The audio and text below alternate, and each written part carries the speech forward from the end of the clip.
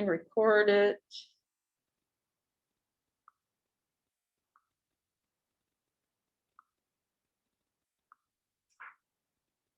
Hi, Yatzine. Good. Okay. So I just know we're going to have a couple people show here.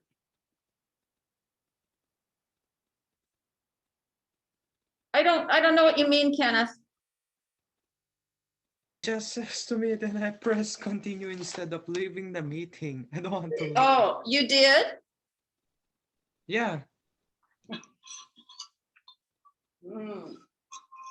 This weekend, on Saturday, I went to a party at a former student's family's home, who was in our program 8 years ago.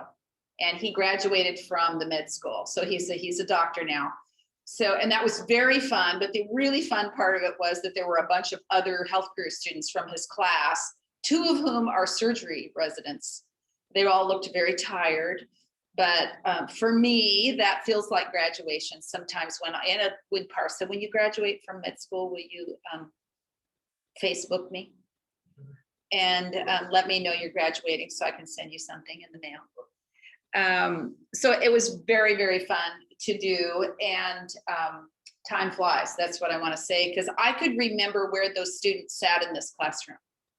So these 2 friends that sat together both went to the same medical school, and very fun. And then a bunch of nurses and a pharmacist and a bunch of other people. And it's a great question. So Parsa is asking, so you actually have time to go to a party? And yes, so you get a surgery resident. That's the hardest residency to do because of how busy it is. So he gets 1 day off a week, but he is on call every other day off. So he gets 2 days a month completely off.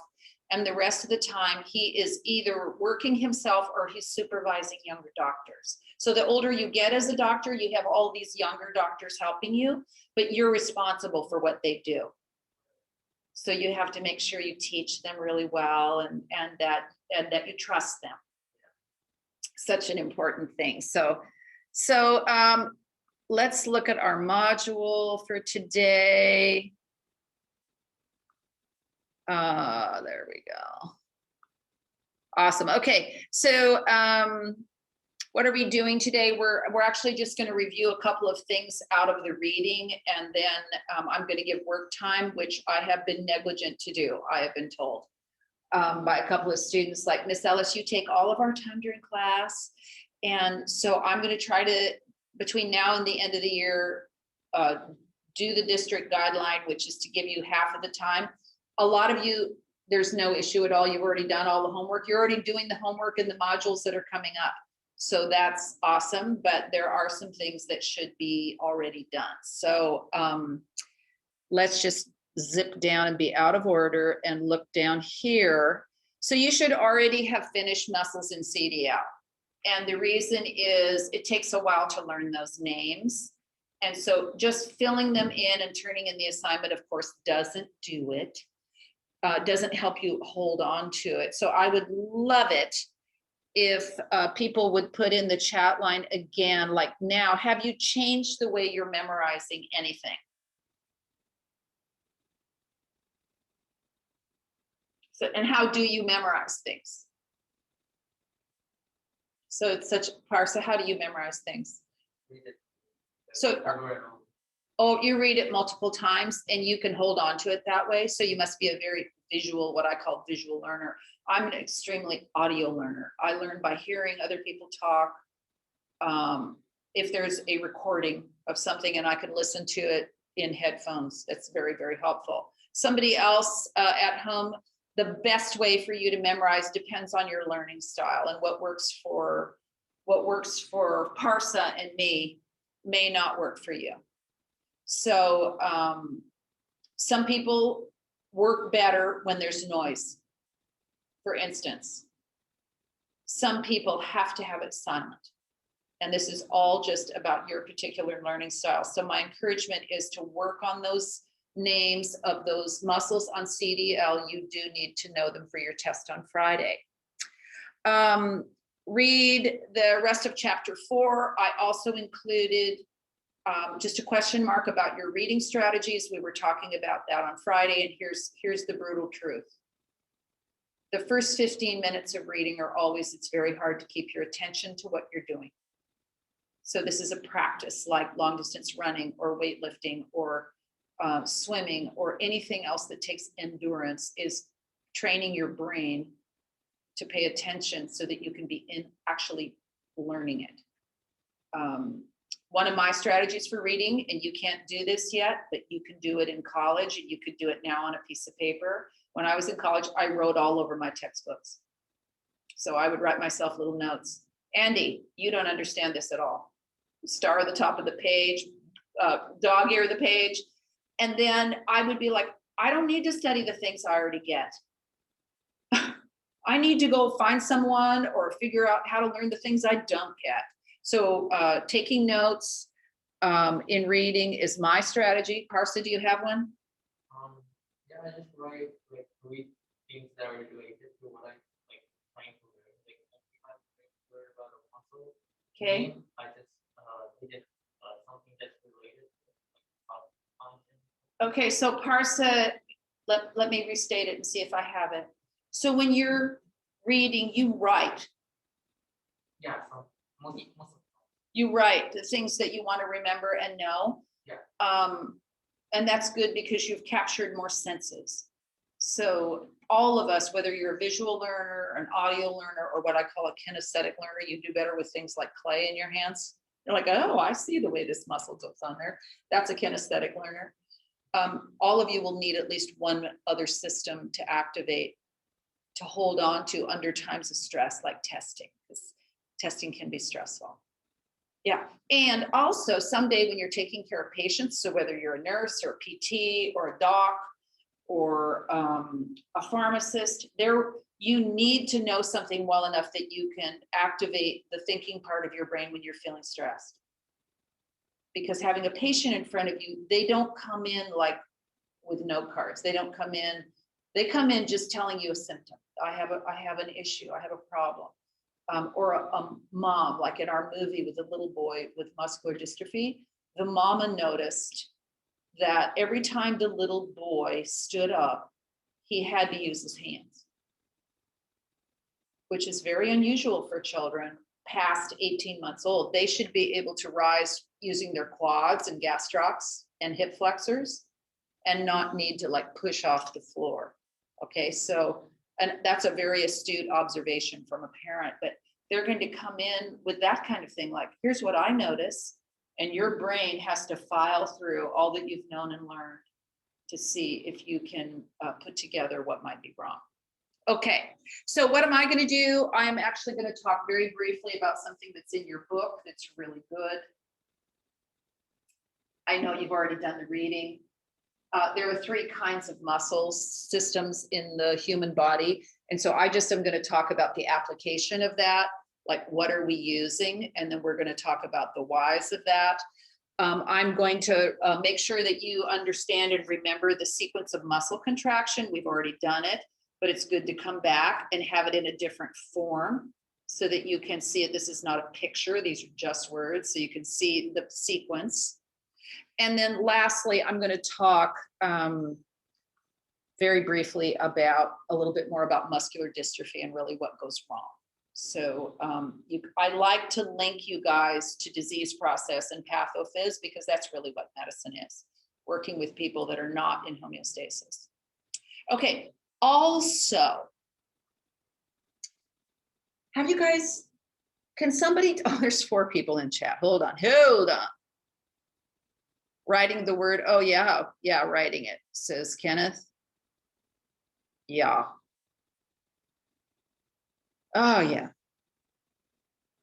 Yeah, so Kenneth is pointing out that there are certain words in science that are just ridiculous to spell. And they're different for everyone. So just, yes, that's so true. And writing them seems to be the way forward. So time out and back up to one announcement about health careers in general. So this is not for you, Parsa, because you won't be here next year.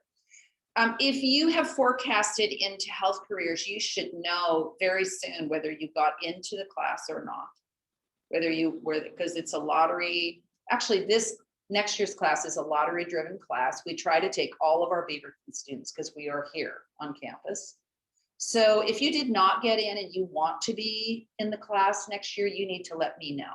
So that would just be an email to me, just letting me know. So if you need to forecast actually for 2 courses, and Kenneth is reminding me of this, you need to forecast into anatomy and physiology, which is not a lottery course. You will be in class with Dr. Rom. You will be so ready, frankly, for college anatomy by the time that's over. And Dr. Rom is a hard and excellent teacher. So meaning he's very friendly. He's going to help you, but you'll have to study. This is what makes students feel good about themselves, not doing nothing. Doing nothing makes you feel bad, I think. Personal opinion. And then you'll also need Health Careers 1 with Miss Jacobs or Jakubowskis. They both teach that course. So that is next year's course. Okay, questions about any of that? Okay. Good. All right, let's turn this off. Let's stop the share. So what I would like you to do now is to copy this onto your notes, or I guess you could screenshot it if it helps you. It's sort of out of your book, although I changed it. So essentially I have a column called voluntary or not. This is a voluntary motion or not. Can you please move it right a little bit? So it's right this way if it's backwards. Is that better? No. Yes, I can screenshot it. Oh, okay, good.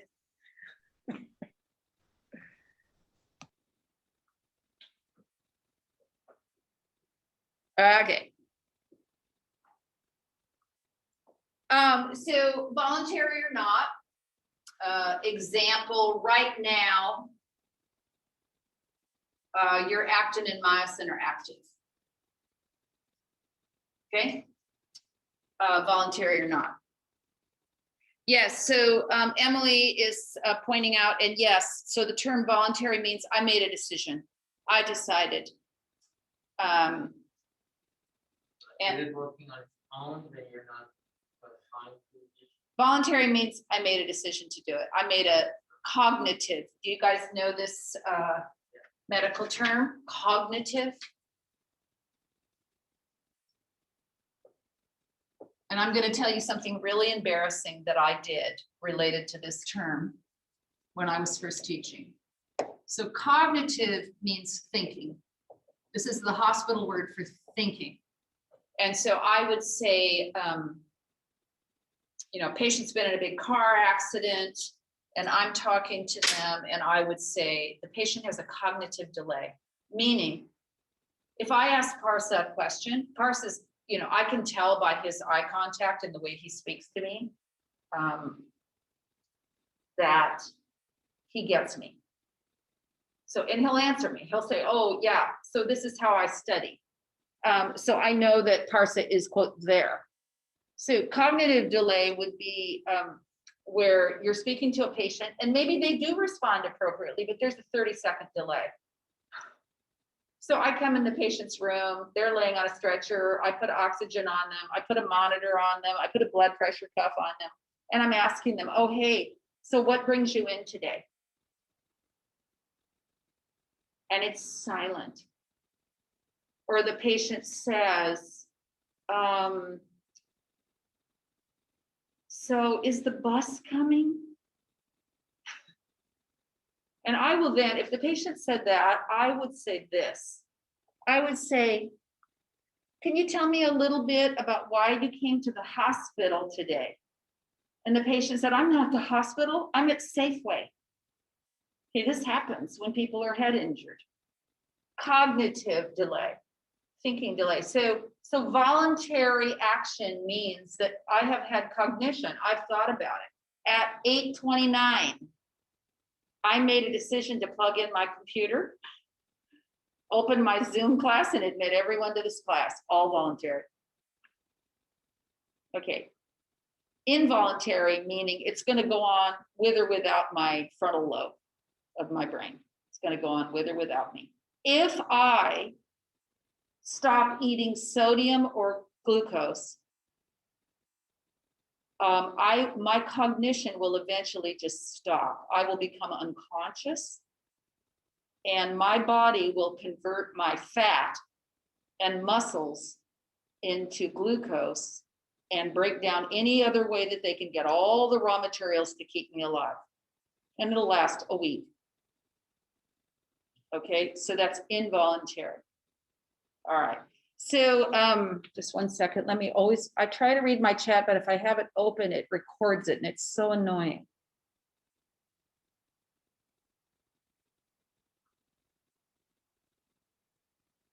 So yes, to put together. Actually don't know about that, Kenneth, whether that prefix is the same for cognition. I will look that up. He's asking me about the med term cognition. Okay, so what I want you to do is to check everything that's voluntary in terms of these activities: eating lunch, running long distance, heart beating, childbirth, and a headache. And then in your reading, it talks about 3 categories, and we have mostly talked about skeletal muscles. Okay, so I don't want to fill in the blanks from the reading for you because, to be honest, it's your job. Okay, then we have cardiac muscle, which we've also talked about, has a different form. The muscle looks a little different. Cardiac muscle is intertwined and branched like this together. Okay. Skeletal muscle the fibers look like this. Okay, in smooth muscle, they tend to look like a form of skeletal muscle, but there's less defined lines. And smooth muscle would be things like my trachea has smooth muscle in it. My esophagus, the tube from my stomach down to my stomach. My stomach has smooth, my stomach. Yeah, and the intestine has smooth muscle. So trying to think where else you might think about having smooth muscle. So what I want to say too is this is a long conversation. This looks like, when you look at this assignment in your reading, it looks like, oh, make the checks. There's a lot more to this than what you see on the screen. So I don't want you to get into, if you know me by now, I am not a check the box kind of teacher. I like people to think about what they're telling me. Why? Because I don't want y'all to be bored in life, and not thinking is a boring life, in my humble opinion, my humble teacher opinion. So go ahead, and the assignment is to check which ones are voluntary, and then to check which of these are active or primarily active, most active in these activities.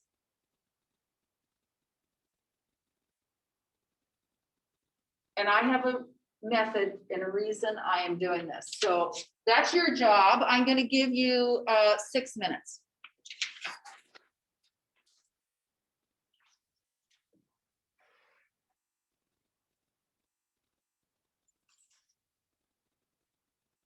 I can already tell I'm going to run out of time.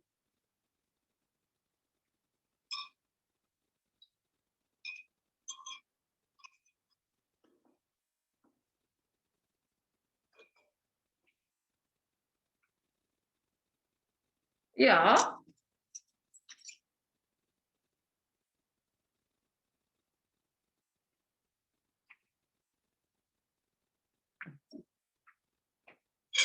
I'm going to get water. I shall return.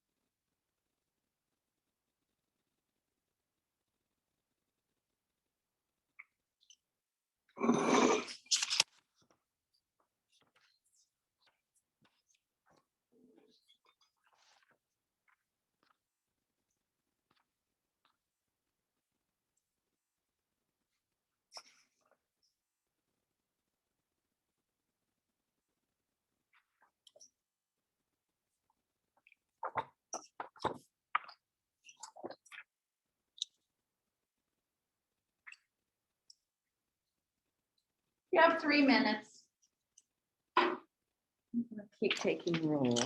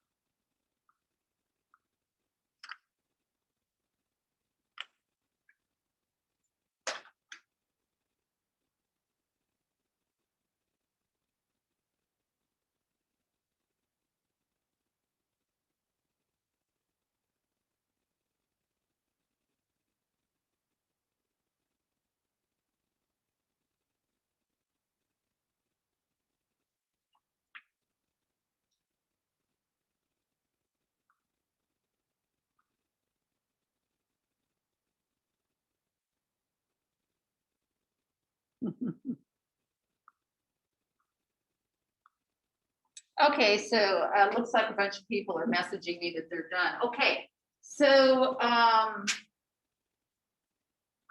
let's decide on each one what is most active. And so those of you that are CDL, can you see me? No. Those of you that are CDL, it's very hard for me to see the chat when I'm standing at the whiteboard. So if you could like answer your question out loud, that's helpful. So eating lunch, of course. It's voluntary, good. And which of these are active and which are most active? Louder, Parsa. Smooth. So smooth muscles are most active because of your stomach. Yeah, people be like this. And we're not thinking about it. Oh, So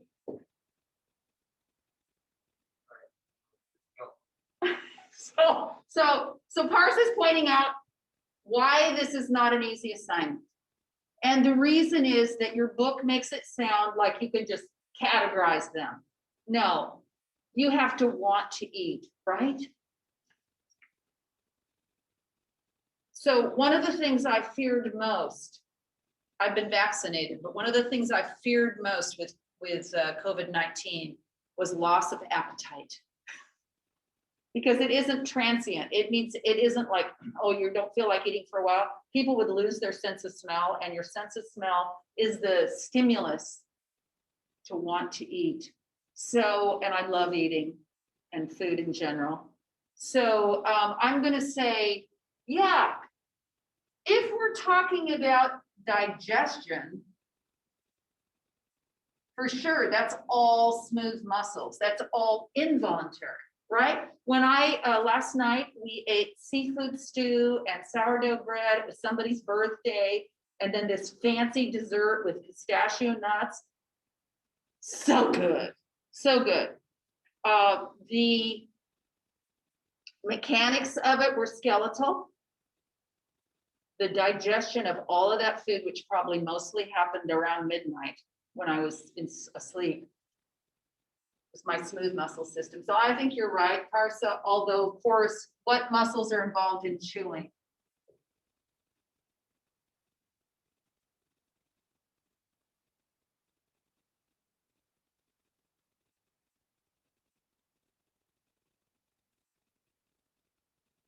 And I'll just write another one here. I'm writing this on here for a reason. Okay, just trust me on this. All right, second one. So there's really, your cardiac muscles going along, but we're not dealing with that. Okay, how about running a long distance? Yeah, totally voluntary, right? What's a long distance to you, Parsa? 10 miles. So from here to Washington Square and back. About. Totally voluntary and almost totally skeletal. Yeah, correct. Okay, thank you. So almost totally skeletal, and you can name the most important muscle for that. The flexors, absolutely. Your quads, really, and your hip flexors to hold you in alignment, right? So you don't fall over. Okay, heart beating. It's cardiac, of course. Is it voluntary or involuntary? Yeah, it's involuntary, although can you slow your heart rate? Yeah, but not directly. Parsa says, yes, you can, but not directly. So go ahead and tell me what you mean by that. You can't think your heart, like think about it and like lower your heart. You have to do something.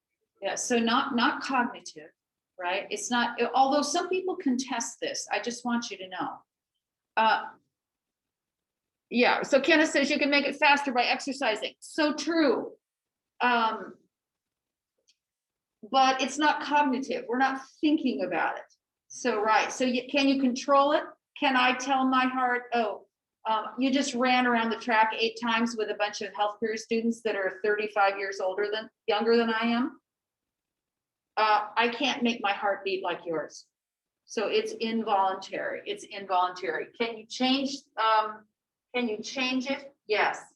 Cardiac muscle, remember, holds together in a different way, has branched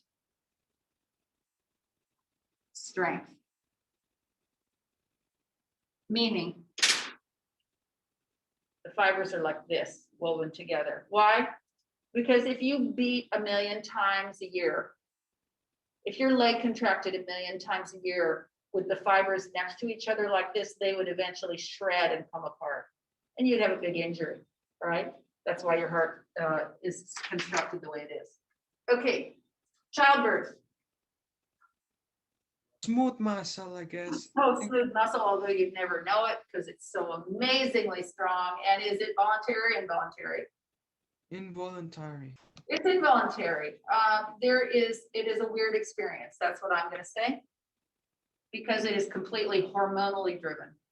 Chemical signals. We do not have any control over when that starts and stops. So can we chemically try to stop it if we don't want the mom to have the baby early? Yes. It's chemical, but you can't control your mind.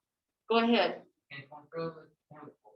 Yes, we can control it by giving magnesium or other smooth muscle relaxants. So a lot of the drugs that we give for all kinds of smooth muscle contraction that we don't want to have happen are muscle relaxants. So that's where you'll take a class called pharmacology, and Parsa just pointed this out, that you can chemically intervene.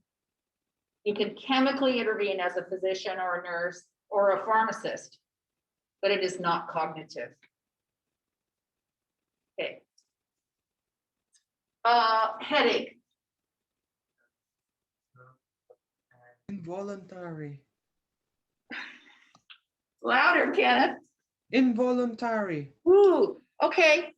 Is it involuntary? Anybody here get headaches? Regularly? Okay, so depends on the headache.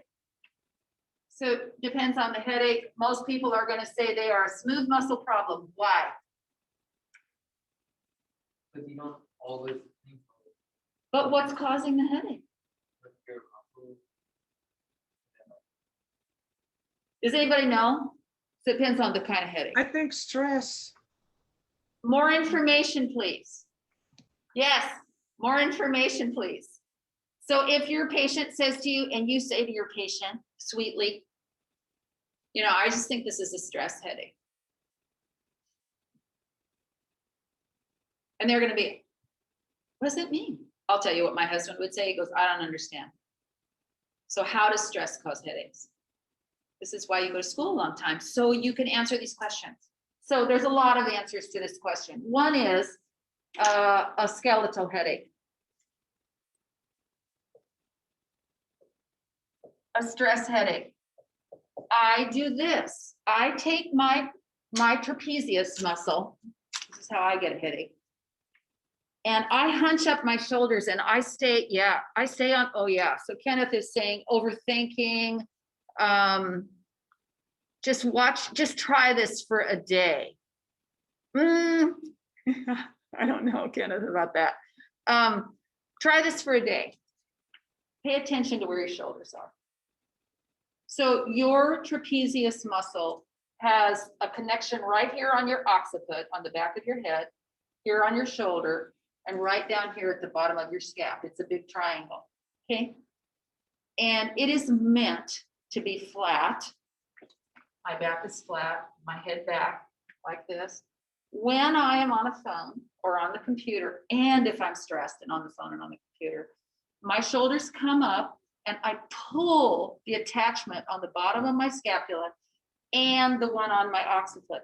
I pull that tight like a rope. And what it does is it sends this muscle beyond the point that it can comfortably stretch out, and it gets inflamed and hot. And so these patients will come to the emergency room and they've got a stress headache that is skeletal. Their jaws get tight. Where their temporal bone, their mandible, and their maxilla come together becomes very hot and red. That is a skeletal headache. What do you do for it? De-stress yourself if you can. Put something on the muscle that makes you lower your shoulders, like heat. Okay, these are skeletal. Migraines are more of a smooth muscle headache. So a migraine generally is a highly constricted or closed blood vessel to your head that just creates pain from a lack of oxygen moving around. Yeah, and so that's a great idea. So Kenneth's talking about skeletal muscle, like a massage is fantastic for that. For migraines, generally you need a medicine that works on this smooth muscle system. And these can also be affected by hormones of all different kinds, adrenaline, estrogen, androgens, because they can make smooth muscles get bigger and smaller. So the smooth muscles can be affected by stress. Okay. So my question now is, shall we call this involuntary headache because you don't mean to get it, even though you are affected? So now let us take our patient that has muscular dystrophy.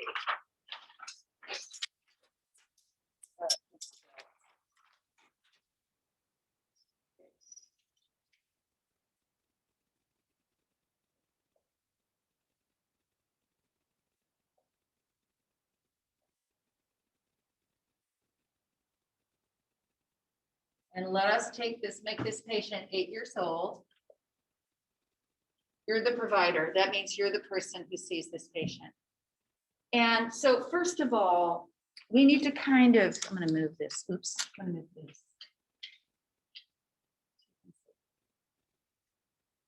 we need to think just for a minute about what is actually going wrong with the actual muscle fiber. And I'm just going to tell you because it's not in your book. So in your book, you have these like little, what I call disease boxes. Where is the one?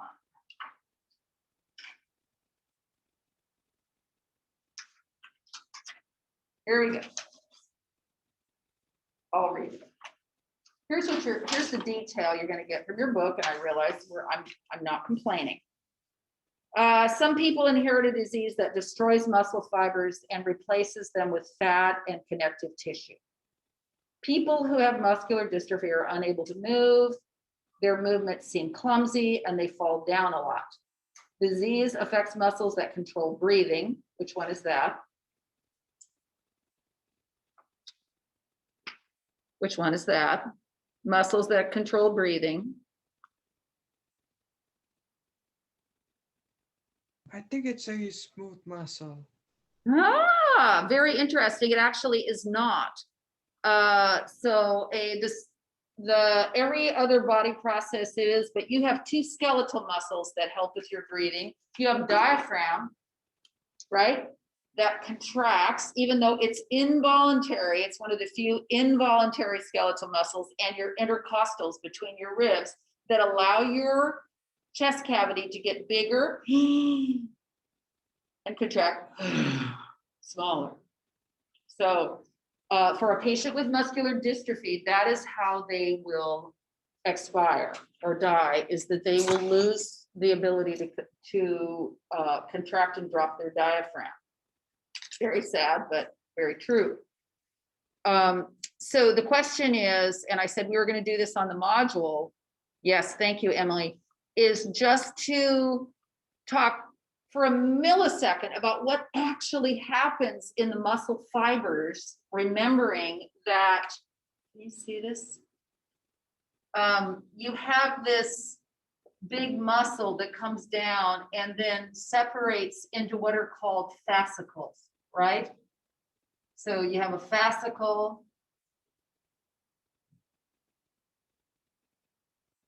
Okay, somebody else want to help me with how these divide? This is an important thing. And this is also in your, just so you know where to review it, it is in your chapter review on page 83. Say again. Yes, it turns into small little fibers. So these would be the fascicle. And it turns into fibers. And the fibers have little parts, myofibrils, right? And the myofibrils get even smaller and have myofilaments. Tell me what's in the myofilaments. So if we take that little myofilament and break it up into sections, it has what we described with actin and myosin with the little clubs on it. Okay, gonna pull the muscle contracting in this direction. Okay. Review that in the reading. I'm not going to reteach it right now. I just want you to see what happens in muscular dystrophy. So the myofibers are the actual muscle cell. They have a cell membrane that holds all the myofibrils. So if I'm going to draw a cross piece of it so you can see this. This is what it looks like. You have all these little myofibrils, and they have all these little sarcomere units, and they're all going to either contract or relax to make a muscle get shorter or longer, right? Here's what happens. So here's the cell membrane, which is holding this thing together. So the problem with muscular dystrophy is that the patient has something wrong with the wall of the muscle cell. It's missing a protein. And so over time, so it's not too bad when the little kiddo is 2, 3. They may even look like, you could tell that mom in the video, she was like, I just thought he was kind of slow developing. Like, and you know, he could move around and do things. He was just a little like, you know, clumsy. like dropping things, like stubbing their toe more than other kids, getting up in a weird way, like all the other kids are getting up, and little kids, you know how little kids can play for hours squatted like this, you know? Think about the strength of that. Hours playing, you know, marbles, blocks, they squat, they stand up, they squat, they stand up, their body weight lift every single time. So what happens in muscular dystrophy is this wall becomes very weak, and the amount of glucose and oxygen getting in here goes down. And sort of one by one, and this takes years, over time, these myofibrils turn into fat and scar tissue, and the muscle becomes very weak. This is true of mostly skeletal muscle, but remembering that also these muscles could be affected over time because this cell wall doesn't work correctly. So you end up having, you know, a muscle fiber that only has 40% of its strength. So parse louder. It can lead to heart diseases. So Parsa is asking, in a child with muscular dystrophy, can this lead to heart disease? And the answer is yes, but here's the honest answer. As a clinician, they will die of respiratory failure first, because remember, you have two skeletal muscles helping with respiration, and the cardiac and smooth muscles are going to be less effective. So can they digest? Yes. Can their heart beat? Yes. But anything related to skeletal is going to be a big struggle. So the reason I put this up here in the way that I did, and not to diss your book, which I love and teaches a lot of amazing vocab, it doesn't help you see your place in it.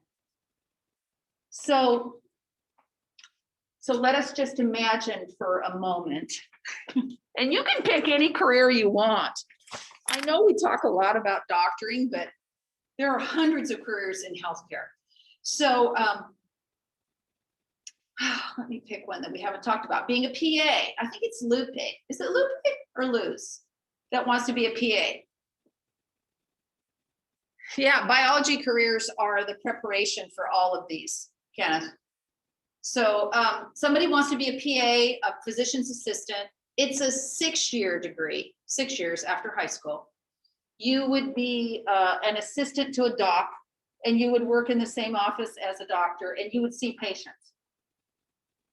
And you would be able to do what's called primary assessment, meaning the patient comes to you, this patient comes to you, and here's what the mom says. So I'm going to give you the patient and let you all think about it, and then I'm going to stop talking so you can work. Okay, so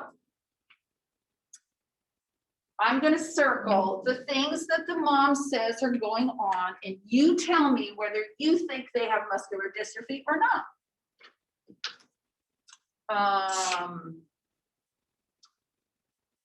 So we'll say,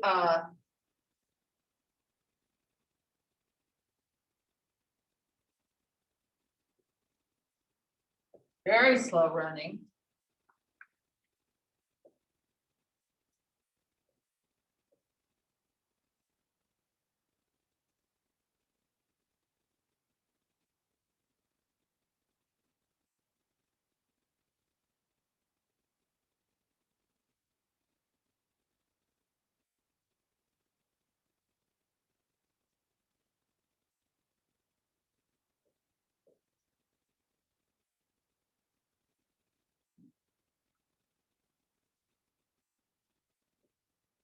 You all know this word. Clumsy. I don't know Well, what. Do you all know this word? You know, I always feel kind of embarrassed asking that, but I was telling Parsa this morning that I listened to a Spanish podcast to help my listening in Spanish. And sometimes I wear headphones and I go for a long walk and take my dog and I'm listening. And sometimes the speaker says something and I'm like, I can't remember that word. I can't remember it. So that's why I ask, is that I don't want to talk on and use something that is key to this conversation. Clumsy just means I drop stuff, or I fall over a chair, or I drop my backpack regularly. So this child comes to you, and this is the mom's complaint. The child is very clumsy. The child is very slow running. The child is way short of breath with exercise. Not sitting down, but with exercise. And the child is nauseated and moody. Just with the little that you know now about muscular dystrophy, what would you say? And you can think about it for a minute. And the other thing I want you to know is the nice part about learning this kind of thinking in medicine, and we teach this all the way through the program, is you can be 100% wrong and it's fine. Why? What does this mean, Kenneth? It's clumsy. Oh, awkwardness in movement, yes. Yes, muscular. Is it? Are you asking me? So I'm, just tell me your thinking on this. So Parsa says, yes, he thinks it's MD, muscular dystrophy. Why? Muscles are like weaker than usual. That's when you see the breath like diagram and he's like watts because it's slow running He could be, he's very slow running and he's clumsy. and it's like smooth muscle movement digestive system. Yeah. That's what Okay.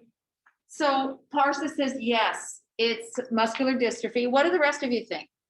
And so Parsa, you're thinking like this kid must be quite a ways along into muscular dystrophy, right? Okay. So what do the rest of you think about diagnosing this kiddo? I like your thinking, Parsa. I just have some questions.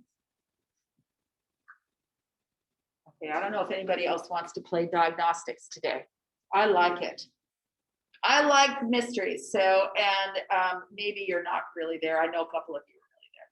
Okay, so I'm not going to give you an answer whether the student does or not. Parsa says, I agree with him. This is a clue. This is probably the biggest clue right here, clumsiness, because operate. That's like he falls over.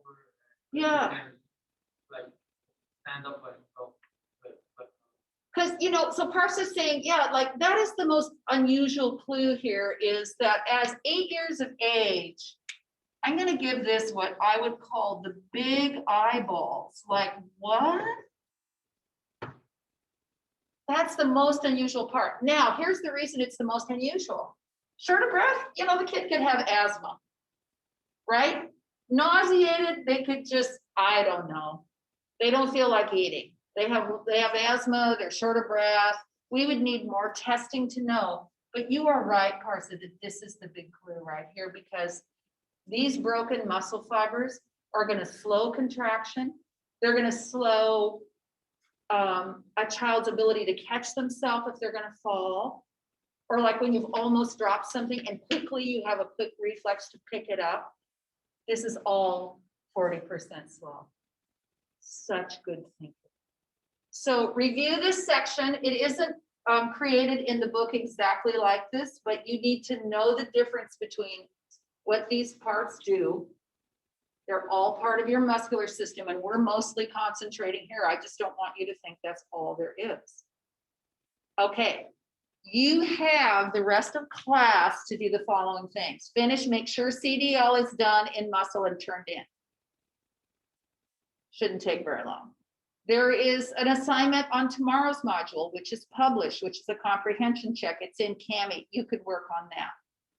You could begin the chapter review, which is what we'll do on Thursday to get ready for your test on Friday. Okay. Also, if you are planning to turn work in, this is your week. Friday, our progress reports go out. I was telling Eugene, no, Davis, that I think some students aren't taking this class because they think, oh, I don't need, or they're not doing anything because they think I don't need room to graduate. You might need an elective, however, to be out at noon your senior year. And this is your opportunity to gain that elective as well. So think that over, think a little bigger on Oh, I think that. That's it, Kenneth. Those are your assignments. Okay. Thank you. Bye. Hey, awesome to see you, Parsa. I have three questions. Okay, 1 second, please. Let me. Bye. Have a good day. Okay, bye, Uriel. Bye, guys. Bye, Yotzin. Just gonna let everybody get out the door. Bye, Emily. I got your email. Okay. Yes, your questions. Yeah, I want to know if the final grades are gonna be like, put in system on 27th for the end of the year. Yours go in the end of the day before your last day, So like, that Friday before your last day. I heard that like 27th is the final day. 27th is the cutoff to turn in work. Like, oh, so you have to turn in all the work. Yeah, you have to, well, you have to turn in your work, your grade. I think what they're trying to do is give teachers a week to resolve. So people can turn things in, but it'll be a tsunami of things coming in, right? So I cannot imagine